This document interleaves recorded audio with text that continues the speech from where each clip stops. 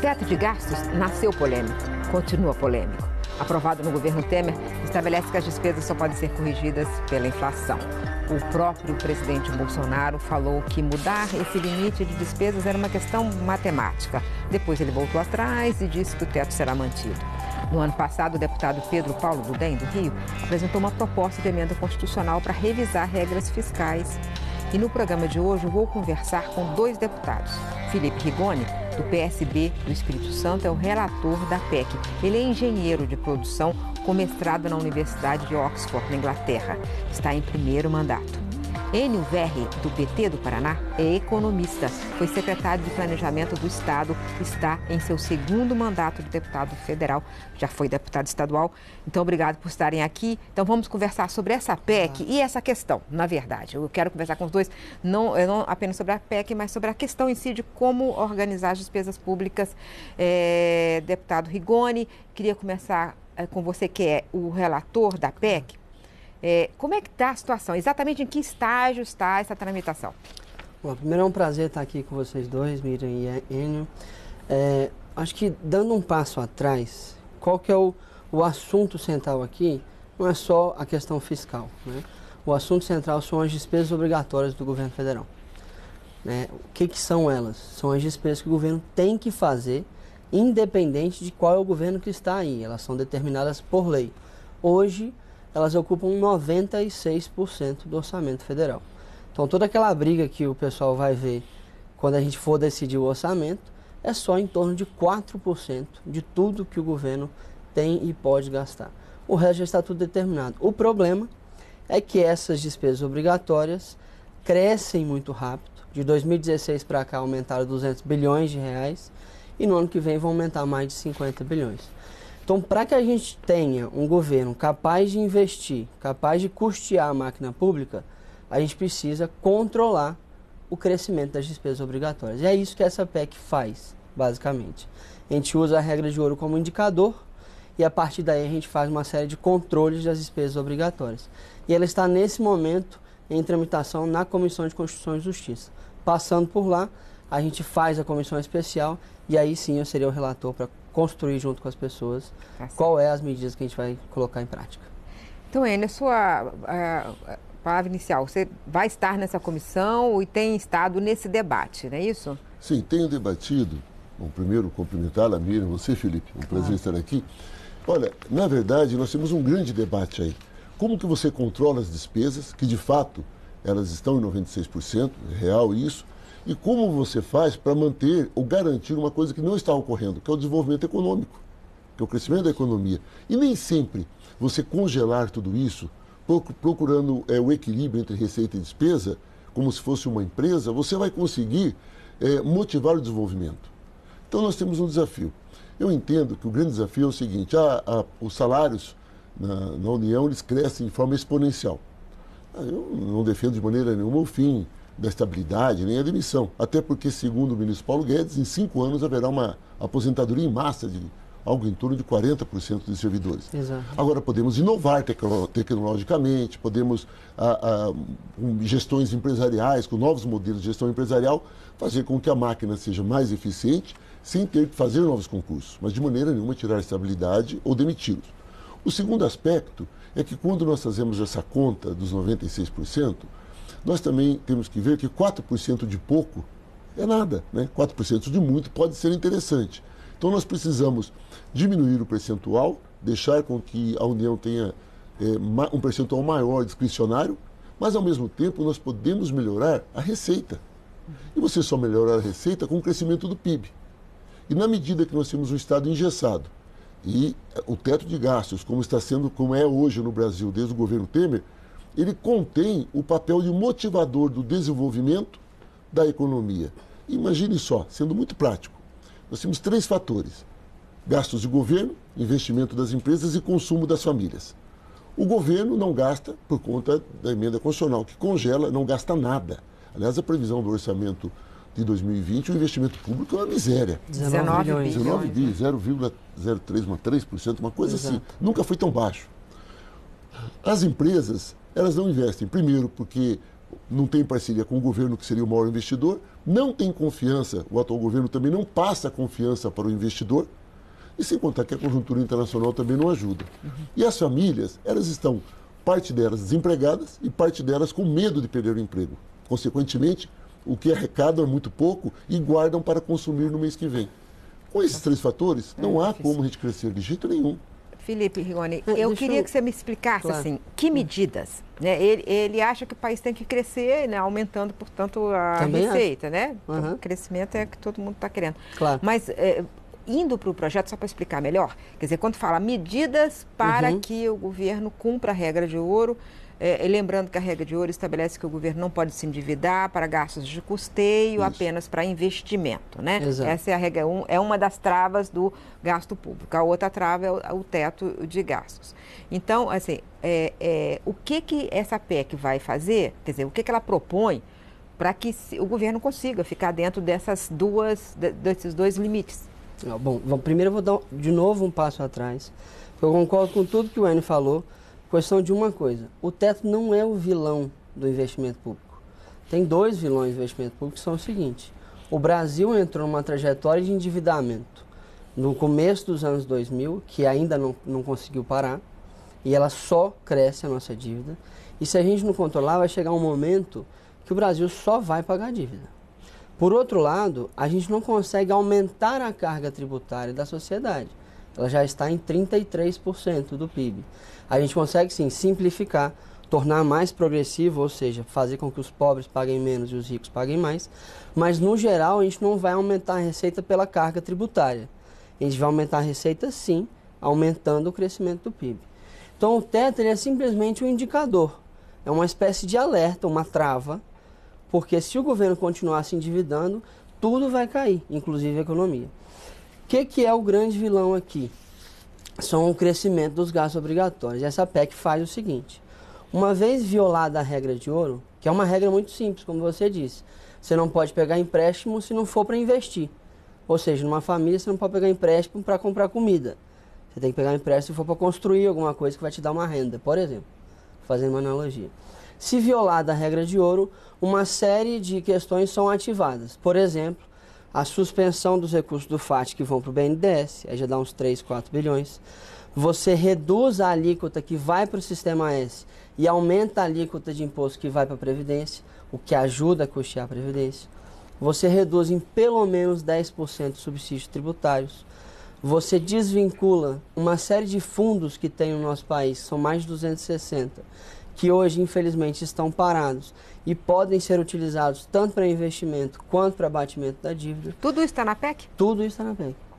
São com medidas concretas através das quais você pode resolver pelo menos tirar esse grande aperto. E eu concordo com ele aqui, a gente não pode nem retirar a estabilidade e nem demitir os funcionários públicos, porque o Estado ele necessita de estabilidade.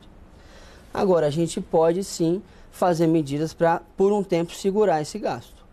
Porque neste momento a gente não consegue fazer mais. Porque uma das medidas que está lá é a previsão de redução de horas trabalhadas e, portanto, redução de salário. Exato. Mas isso aí o Supremo já disse que não pode. E aí, como é que faz? É por isso que vai estar na Constituição. Aí vocês vão mudar a Constituição para poder. Porque, veja bem, a gente está fazendo isso justamente para garantir que os funcionários públicos possam estar no funcionalismo público. Porque o Enio vai lembrar, nos anos 80 e 90, uma série de sindicatos privados, né, de trabalhadores privados, fizeram acordos com os seus setores para uma redução pequena da carga horária, com uma redução pequena do salário, para manter os empregos. E é isso que nós vamos fazendo aqui, porque senão vai chegar um momento que o Estado simplesmente vai parar. E a gente hoje tá vendo os ministérios não têm dinheiro para pagar a luz. E eles estão desligando a luz às 6h30 da tarde. Viu, Felipe, se me permite? Vamos lá. Claro que temos muita concordância e muita coisa. Entretanto, qual o papel do Estado, que é prestar serviços à população? Se nós vamos reduzir a carga horária desses trabalhadores, nós não vamos comprometer a qualidade do trabalho desse órgão Estado à população que precisa dele, porque quem precisa do Estado são os mais pobres.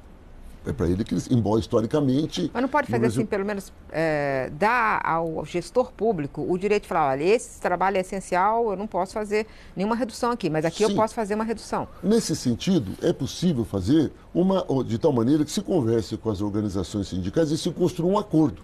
Mas aí eu entendo, porque isso é fundamental. Logo no primeiro mandato do presidente Lula... Mas é que essa PEC, ela abre essa possibilidade, porque essa possibilidade hoje não precisa. Então, você concorda que precisava abrir essa possibilidade? Eu concordo que é preciso abrir um canal de negociação de diálogo para se reduzir esses 96%. Isso aí nós temos consenso. Com certeza. Até porque, sem investimento público, não haverá crescimento da economia. Não existe milagre. Você entende? Na ciência econômica, a gente costuma dizer que não se cresce, você não aumenta a sua altura puxando o seu cabelo. Não tem como, você precisa ter... Senão eu faria não tem jeito. Senão eu faria isso. Eu, no caso, devo ter feito... Não precisa, né? Não. Mas, nesse sentido, e com esse exemplo, é que não dá para esperar que só a iniciativa privada, por si só, e no Brasil ela é limitada, até de financiamento, e com o empobrecimento do BNDES, que foi tirado o papel dele também no governo passado, isso dificulta muito um investimento imediato que possa mudar a nossa realidade. Mas, deputado, o BNDES, na verdade, ele foi inchado por dívida pública. Né? Teve momento que foi... A gente viu essas... uma contribuição aqui, porque é o seguinte, de fato, se o governo não investir, nós vamos ter um problema seríssimo na economia. E se a gente não fizer nada, Miriam, em 2021, o investimento não vai ser de 19 bilhões, vai ser de zero. Por conta do crescimento dos gastos obrigatórios. Vou dar um exemplo. O DENIT, que é o Departamento de Infraestrutura e Transportes, para o Estado do Espírito Santo, que é o meu estado, ele precisaria, no mínimo, de 110 milhões de reais para manutenção das estradas. Sabe quanto ele vai ter ano que vem? 31 milhões. Ou seja, nós vamos continuar com um monte de estrada sucateada por lá. A gente precisa liberar esse gasto. Com todas as medidas que estão na PEC, a gente consegue liberar, por ano, até 102 bilhões de reais para custeio e para investimento. E aí sim, a gente consegue investir em infraestrutura, na construção de escolas, de hospitais, etc. E aí a economia, por conta desse investimento público, que vai ser definido por nós no parlamento, vai de fato começar a voltar com mais força. Claro, e o efeito multiplicador. Eu vou fazer um intervalo agora e a gente volta a conversar sobre esse assunto. Daqui a pouco, continua a conversar sobre contas públicas, como resolver essa equação.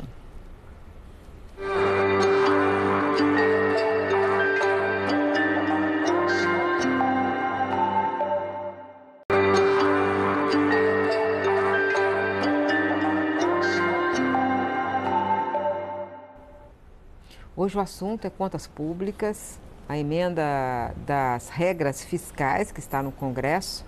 Eu estou conversando com Felipe Rigoni e Enio Verri, 2 deputados, um do PSB e um do PT. Vamos voltar aqui, eu queria fazer agora uma outra forma. No primeiro bloco vocês concordaram muito, né? Precisa ter entendimentos muito sutis para ver as divergências. Achei que a gente discordar, mãe. Pois é, agora eu vou perguntar a cada um o que discorda no pensamento do outro. A sua opinião, NVR, o que está errado nessa proposta, na posição que ele defende de que haja realmente uma série de medidas que ajudem o governo a manter o teto de gastos e a manter a regra de ouro? É destacar o seguinte, nós temos hoje no mundo em torno de 25, 26, acho que isso o Felipe deve ter levantado, de países que utilizam esse teto de gastos. Isso. É importante destacar que o teto de gastos, na maioria desses países, primeiro, foram aplicados quando a economia estava estabilizada. Depois, e para manter ela estável, não para estabilizar em momentos de crise. 2, depois da grande crise do capitalismo em 2008, boa parte desses países, 25, 26, que sejam países, pararam com o teto porque o Estado tinha que entrar na economia para motivar o desenvolvimimento. Então, quando você congela da maneira como está, e a PEC nós vamos discutir ainda... Mas depois outros fizeram, por exemplo, a Espanha fez umas medidas, inclusive de Portugal também. Portugal agora. Inclusive corte de redução de correção de salários, de agora, funcionários. Volto a dizer, nós temos onde entrar nisso. Bom, primeiro, eu discordo do seguinte, o Estado tem que equilibrar déficit, a arrecadação e investimentos e gastos, que seja, tem que ser igual. Uma empresa, sim. O Estado brasileiro não precisa. Gerar um certo déficit não é o fim do mundo. O que não pode é gerar um déficit muito grande, porque aí você precisa captar o dinheiro no mercado, que é taxa de juros sobe. Então, isso nós estamos vamos estar no sétimo ano de déficit grande. Com 139 bi, que é a previsão. Mas eu quero destacar o seguinte, se nós conseguirmos ter instrumentos para motivar o crescimento da economia, esse déficit será reduzido pelo próprio aumento da arrecadação via crescimento da economia. Se nós apertarmos muito a economia, ela não vai conseguir cumprir esse papel que o próprio deputado Felipe colocou, que é o Estado enquanto motivador disso. O grande desafio na economia é o seguinte, é você pegar um pássaro na mão. Se você apertá-lo, você o mata. Se você deixar um pouco solto, ele foge. Esse equilíbrio, nesse momento, me parece um pouco exagerado, fazer com que o Estado deixe de cumprir o seu papel. E temos outras alternativas. Por exemplo, nós temos, que não está no orçamento do país, por conta das políticas que são adotadas historicamente e equivocadas, inclusive no meu governo, né, do qual eu participei, que é a questão da desoneração. Quando fala-se em 400 bilhões ao ano, o Felipe deve ter esse número, ao ano, de desoneração. E, na verdade, esse recurso, ele não está representando mais empregos, inovação tecnológica e aumento da competitividade do Brasil em relação ao resto do mundo. Nada disso. Esse dinheiro, quando sobra, sobra nas mãos dos empresários em forma de lucro. Quando? Senão, vira uma concorrência desleal e cria um problema sério na economia. Temos que tratar, se tratarmos da desoneração, se tratarmos do Sistema S, por exemplo, sim. O Sistema S é um debate que eu julgo vencido, até por setores mais conservadores, e eu vejo como positivo. O Sistema S não é privado, ele é imposto, ele é público. Ele tem que ser dirigido pelo setor público e dirigido àqueles setores que mais importam. Essas variáveis podem ser determinantes para que a gente possa fazer com que o Estado cumpra esse papel. Então, o meu receio, e eu encerro aqui, das intervenções do Felipe, né, que são sutis as diferenças, como você disse, exatamente a gente tem um Estado engessado, e na minha concepção de economia, um Estado engessado faz com que a crise aumente. E equilibrar as contas nem sempre é positivo para o país. Felipe, não é que as diferenças são sutis, é que vocês estão colocando sutilmente. Agora, eu acho que quais são as suas divergências com o pensamento do deputado do PT? Eu acho que a diferença entre nós é que parece que o Enio acredita que o Estado pode se endividar um pouco mais do que eu acredito. Eu vou dar o exemplo do país que ele está comentando. Por exemplo, os países que deram mais certo com essa questão fiscal ultimamente foram o quê? Suécia, Portugal e Espanha. A Suécia, nos anos 90, está passando por uma crise muito pior que a do Brasil. Fez um teto, medidas na época muito piores do que essa, muito mais duras, e colocou um teto eterno. Não é que dura 20 anos igual o nosso. Ele é eterno, o da Suécia. Tem diferenças, lógico, tem correções, mas ele é eterno. Portugal reduziu as aposentadorias vigentes em 30%. Isso não volta mais. As pessoas perderam 30% mesmo, cortaram o direito das suas aposentadorias. A gente não precisa fazer isso. A gente precisa fazer algumas suspensões, são os 3Ds, né? É desindexar, desvincular e desobrigar por 2 anos. Se fizer isso por 2 anos, a gente tem mais 200 bilhões de reais que vão poder ser investidos na economia, por exemplo, em infraestrutura, que na minha opinião, o déficit de infraestrutura nosso é enorme. Então a diferença é essa. E veja, a nossa dívida está em 80% do PIB e ela só aumenta. A Suécia tem 35% de dívida. Quero lembrar que no começo do governo Dilma estava 52%. Exato. E no início do Lula está um pouco menos também. Agora, está aumentando muito rápido a dívida pública brasileira. Se a gente não der uma controlada nisso, vai chegar uma hora que a gente só vai pagar juros. E os juros vão aumentar, e aí nem o setor privado e nem o público vai dar conta de fazer a economia girar. Então são medidas duras e temporárias. O que ele está falando? Ele está falando o seguinte, olha, estamos prisioneiros de uma armadilha, que é o seguinte, se a gente não expandir o crescimento, não der estímulo ao crescimento, o país não vai crescer. Então, se apenas cortar, ele não cresce e aí não resolve. A gente está nessa armadilha e sai-se dessa armadilha cortando mais? Mas nós não estamos cortando do investimento, é aí que está. Hoje, por conta das regras fiscais que a gente tem, nós estamos cortando investimento. Ele está cada vez menor. Ano passado, esse ano foi 27 bilhões. Ano que vem, 19. 2021 vai ser 0, se a gente não fizer nada. Nós vamos cortar aqui aonde? Naquilo que não se traduz em investimento público. Lógico, funcionalismo de elite do funcionalismo público, vários fundos que estão aí com dinheiro parado, são quase 300 bilhões que estão parados na conta do Tesouro, porque não podem ser utilizados. A desoneração, a gente obriga imediatamente uma redução de 10% do subsídio tributário. Isso dá 35 bi, entendeu? O fato é que o governo do PT aumentou as renúncias fiscais, exatamente os subsídios aos empresários e tal, no caminho oposto de que um governo de esquerda tem que fazer, que era distribuir renda mais para os mais pobres. Miriam, temos acordo nisso. Aliás, eu fiz essa autocrítica na minha intervenção. Eu reconheço o seguinte, a desoneração, quando ela foi feita no governo Dilma... Mas assim, aí, você está falando da desoneração da folha, mas antes disso tinha outros subsídios que permaneceram, que vieram desde sempre e que não foram reduzidos pelo PT. Isso é um grande problema, porque é o seguinte, o que nós aprendemos, lá os nossos pais diziam, que se as empresas crescessem, toda a economia cresceria. E a gente descobriu historicamente com os dados que isso é falso. A empresa cresce a sua riqueza, a sua margem de lucro, mas isso necessariamente não implica em distribuição de renda, em novos investimentos. Isso pode ser, inclusive, implicar numa transferência de lucros para a sua matriz. Isso não ajuda em nada. Na verdade, o que a gente precisa é pensar como nós fazemos para aumentar a demanda interna, como você gera mais emprego. Foi um equívoco do nosso governo não trabalhar dessa maneira. Você dar subsídio. Claro, tem um detalhe que não pode esquecer. Nosso país é continental e as condições do Piauí, do Acre, não são as mesmas condições do meu estado do Paraná. Consequentemente, qualquer política que fizermos, temos que pensar em fundos de desenvolvimento regional. A política da reforma agrária, os 6 partidos que compõem a oposição na Câmara, nós estamos trabalhando uma proposta alternativa de reforma tributária. Nessa proposta alternativa de reforma tributária, nós entendemos como a que está sendo debatida na Câmara, como até progressista, até interessante, mas insuficiente, porque ela não trabalha a progressividade. Ela continua mantendo uma injustiça fiscal gigantesca. Está faltando 1 minuto só e eu queria... Então, eu encerro dizendo o seguinte, é importante que a gente pense uma maneira, sem aumentar o percentual do tributo, mas se você consegue ter uma reforma tributária justa que aumenta o consumo, necessariamente você já tem um avanço na economia que não é os R$500 que você libera do Fundo de Garantia, que ele paga hoje, amanhã a crise continua. Então é essa análise que é importante ser destacada.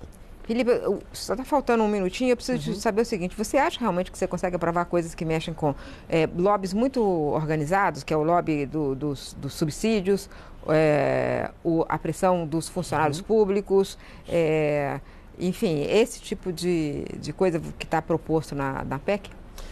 Acho com certeza, porque, primeiro, o governo tem que querer também, mas quando a gente mostrar para a sociedade que ao fazer isso, nós vamos liberar 102 bilhões de reais por ano, que pode ser investido em estradas, como eu falei do DENIT, pode ser investido em hospitais, em escolas, etc., e hoje não conseguem ser investidos, a sociedade compra essa ideia, porque de fato, a gente precisa aumentar o investimento público ao mesmo tempo que a gente mantém o equilíbrio fiscal. A única maneira de fazer isso é controlando as tais despesas obrigatórias. Por isso que a gente vai conseguir aprovar. Obrigada, Felipe Rigoni, obrigada, Enio Verri, por estarem aqui. E assim o Congresso vai discutir esse assunto. E a gente deu aqui nesse programa um pequeno do que pode vir a ser o debate até a semana que vem.